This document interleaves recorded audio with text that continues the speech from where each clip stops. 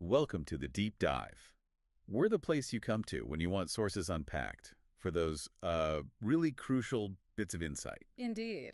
And today, we are diving into something very specific, an audio recording. Mm. It's basically a candid conversation, and it's all centered around money, promises, and, well, let's just say some creative excuses. Yeah, this one really asks us to listen closely, not just to what is being said, but, how it's said. Especially when someone's under pressure. Exactly. Financial pressure. Hmm. So our mission really is to dissect the claims being made, maybe some emotional maneuvering, Oh, definitely. and the specific distinctions the speaker draws in this pretty intense chat. Okay, so let's get into it. Let's unpack this recording and see what it tells us about how these tricky money talks actually unfold. Well, the first thing that jumps out, I think, are the immediate deflections Yeah. and the emotional appeals. Right from the start, the speaker says something like, "I'm not that type of person." Right, defensive. It's a way of framing, sort of putting distance between their actions and who they see themselves as, maybe. Totally. Like a preemptive shield almost. Yeah. Trying to say, this isn't really me, and then boom, they pivot. Mm. They bring up external stuff. Like, so much is starting on going on with your personal issues as well on top of this. Yeah, classic diffusion tactic. Yeah. Let's share the burden, or at least the focus. Or even pull on heartstrings, right? Saying, I could cry to you because I feel stirs for you. Right, and claiming that personal bond. Yeah. It's all about shifting the frame from you owe me money to we're connected, we have shared feelings. It's emotional leverage, maybe. It certainly aims to be, trying to make it about the relationship, not just the transaction.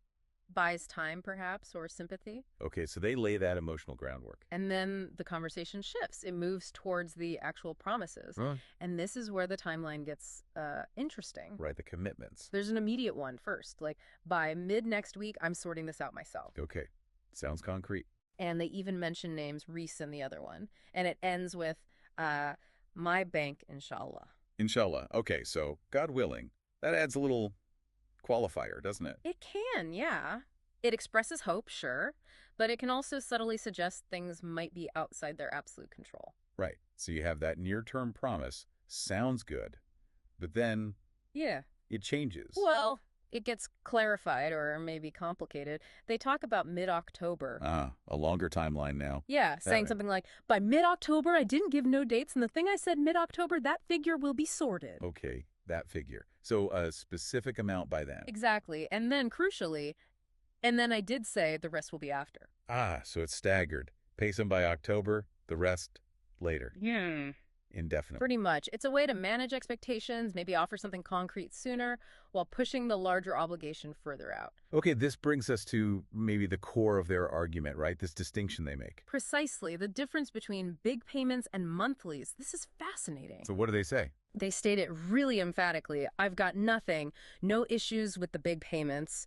They even call them a log. A log, like solid, secure. That seems to be the implication. Anchoring the listener, making them feel the major part is safe. It's a powerful reframing. But that doesn't sound right if they can't pay now. Well, exactly, because right after saying the big stuff is fine, they pinpoint the real issue, supposedly. Which is? It's only effed up because of these monthlies. That is it. Only the monthlies. Yeah, and they double down, saying it's the God's honest truth. Wow. So they're trying to fence off the problem, like, don't worry about the huge amount that's solid as a rock. It's just these annoying little monthly bits causing all the trouble. Exactly. It's strategic compartmentalization. Isolate the problem, make it seem smaller, more manageable, maybe temporary. It's a narrative, isn't it? I'm good with big money, just crypt up on the small stuff. It really is. It's cognitive framing 101. Minimize the overall failure by blaming a specific, seemingly contained part of it. It allows them to present a facade, perhaps, of being generally capable. So, okay, stepping back, what does this whole exchange, this way of talking about debt, mean for us, for you, the listener, if you encounter something like this? Well, what's really striking is how meticulously the speaker tries to control perception, compartmentalizing the debt like that. Yeah, separating the monthlies from the big payments. Right, saying the big stuff is safe while blaming only the small stuff. It's a narrative built to manage the other person's anxiety, maybe maintain their own credibility, even if it feels a bit slippery. It does. And it really begs the question, does this kind of detailed yet evasive explanation actually build trust? Or does it just muddy the waters further? Does it clarify things? Or does it actually sow more doubt about accountability? Yeah, think about that. If someone breaks down the debt that specifically, what does it signal? Could it set up new arguments later if even those monthlies don't get paid? We've definitely given you something to mull over there regarding how people talk about money under pressure. Absolutely. We hope this deep dive, looking at the real nuances of this conversation, the promises, the excuses, the framing, gives you a clearer lens for these situations. Until next time, keep digging into the details.